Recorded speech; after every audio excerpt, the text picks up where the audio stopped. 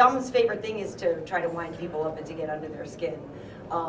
Are you worried at all that you might get a little emotional going in there because you do want to punch him so badly? No, I like that. I'm a fighter. I like the trash talk. It makes it more of a fight for me. I know it's a sport. And the UFC tries to portray it as that to the audience, but for me, it's a sport is to participate for a trophy or ribbon.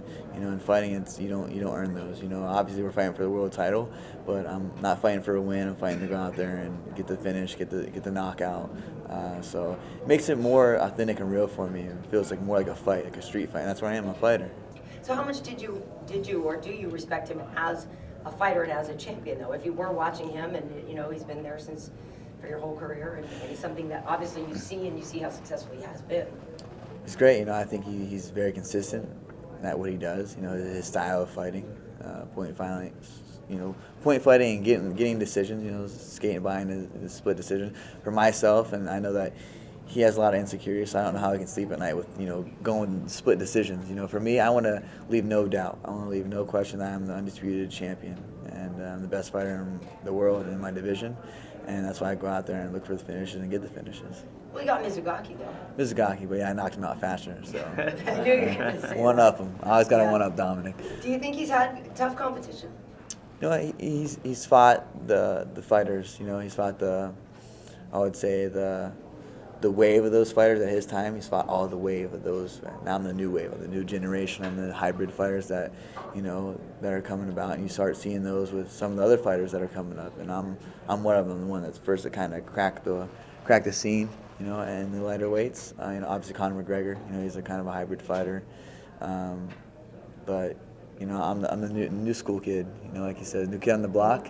And I'm excited. Like I said, he's fought a lot of tough guys. Not taking away from any of them. I think they're all great adversaries that he's fought, and he's beaten them. But I'm a different beast in there, and I bring a different skill set than any fighters he's ever fought. So yeah, if you're a hybrid of what? You're saying Dominick is still sort of in the same first person. He hasn't evolved, or what? He hasn't evolved. He's been the same fighter to me. His movements, the way he fights, his strategy. The only thing that's changed is that he's gotten older. He's had 2 blown out knees, busted up hands. He's an older fighter in there. Like I said, I'm a new school. I'm a hybrid fighter. It's coming from mixing it all. Grew up in the martial arts, not just one necessary the older school days like Tito Ortiz. Those guys, they're kind of got washed out. They did great. They were amazing. But there's always a new wave. In the next 10 years, there's gonna be a new wave of fighters that I'm gonna have to face. I'm gonna have to. A young hungry lion that I'm at the top of the mountain that's going to try to take my title from me. And that's where he's at right now, and that's where I'm at. But I believe that he's getting ready for the next chapter of his life. He took the box commentating job, which he's a great, broadcaster, and he does amazing at that. But another thing, too, he's okay. He said that he's happy without, not having the belt. He knew that he didn't need that to be happy. So for me, he's kind of relinquishing that. He's kind of going into the next chapter, getting ready for that, being okay with not having it. And I think he's losing focus. He's working 2 weeks before the fight. He's breaking down all these fights. You got me in front of you. You should be solely focused on me.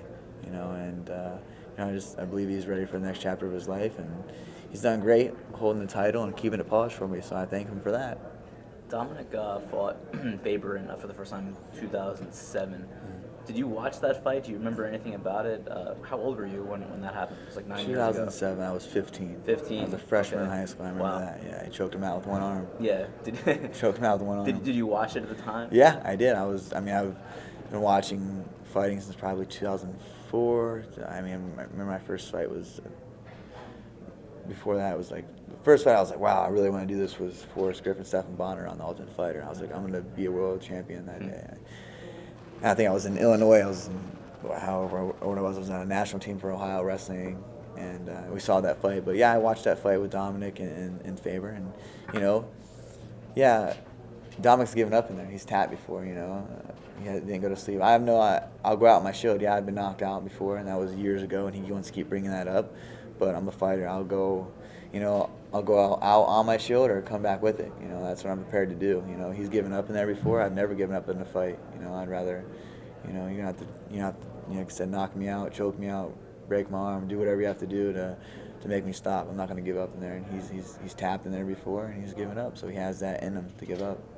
Why does Cruz keep asking you about concussions? He keeps in every interview that I've seen with you guys, he keeps bringing that up. Why is that? It stems back from me getting knocked out as an amateur. It happens. But it comes from also his insecurities. You ever see his interview about him getting knocked out in practice? He talks about that, and that's something that you fear. His fear, he's desperate, and it's something that he thinks about is being. So he's trying to pass that light on to me, is focusing on me. Oh, you've been knocked out. There's video of it. I'm gonna pass it on to you. But that's what he fears. He fears of me knocking him out, and he's damn right. That's what I'm gonna do in there on December 30th, and knocking him out. So he's trying to just take that off of his mind and trying to pass it to me, and that's fine. I've learned a lot from that fight. I'm thankful for that fight, to be honest. I don't think without that fight, I wouldn't be where I'm at today. It made me really show that I really love how much I love fighting, to be able to get back up, and get back to training. And, after I could have walked away, I could have been done, after that loss. It was a devastating loss, but the things I was doing in my life, I think that was karma. Getting me back. So I'm thankful for that. He's taught me a lot about myself, and I wouldn't be a world champion without that fight. That fight right there is making me the world champion. Do you think that he believes he's getting to you when he asks about that kind of thing and then says that stuff? No, he's hoping that it gets to me. Like I said, it's his insecurities. That's something that he focuses on and fears. He has everyone commenting and messaging him, and knowing in my performance I knock people out. That's something that he fears, and that's what he's in his mind. He's trying to get it out of his head and get it onto me, shed the light on me, so that everyone in the media is asking me about my concussions. But it's what he fears. That's his insecurities coming out. I see through him, and it's fine that he wants to keep bringing that on me. Almeida and his camp did the same thing, and they found out the hard way. And Dominick Cruz is going to find out the same way December 30th. His big thing is taking away the opponent's aggressive attitude, right, or tactics. How can you break through that? And really, I know he wants to make it an intellectual type fight. How can you just say, it's going to be a street fight, basically, or is that what you want to do? If you look at any of the fights that he's fought, kind of like a street fighter. If you look at Joe Benavidez, those are close fights. Arai's a scrapper, and those are all close fights. Those are things that he doesn't do well with. People that are just, don't really let him get in his head and just go out there and fight and kind of turn it into a brawl scenario, But I'm a finesse brawler. I have very pinpoint accuracy, speed, power. I have very good vision in there. I can see things in there. I know he dances around, moves a lot, but he puts himself out of position. With my constant pressure and the way he fights and the way he evades, the way he pulls, he's gonna be pulling into something super hard. I see myself really rocking him, and then staggering him, taking a shot, and putting his lights out. That's how I've pictured it a million times. Since I was a teenager, I've seen that, and it's I vision it more and more as the days draw near to the fight. You expect it to go a few rounds, sir? It depends. It depends on what kind of fight he comes out. The first round will tell a lot. The first 30 seconds will tell a lot. If Dominick comes out and his cautious dance around, footwork self, or Dominick comes out and he's aggressive, I'll know how the fight is. If he comes out aggressive and tries to brawl with me, he's scared. If he comes out and he's evasive and he's elusive, and he does the Dominick, he's going to be cautious. So we'll see. I got his patterns down. I'll figure him out. I got good accuracy in there, closing the distance very well. I have very good pressure.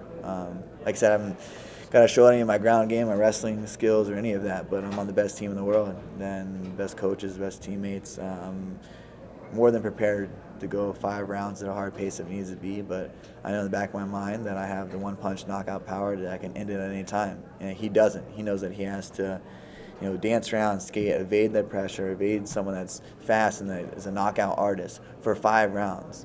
For 5 rounds, it's hard to do, especially how old he is. He's had 2 ACL surgeries. He doesn't move the way he moves.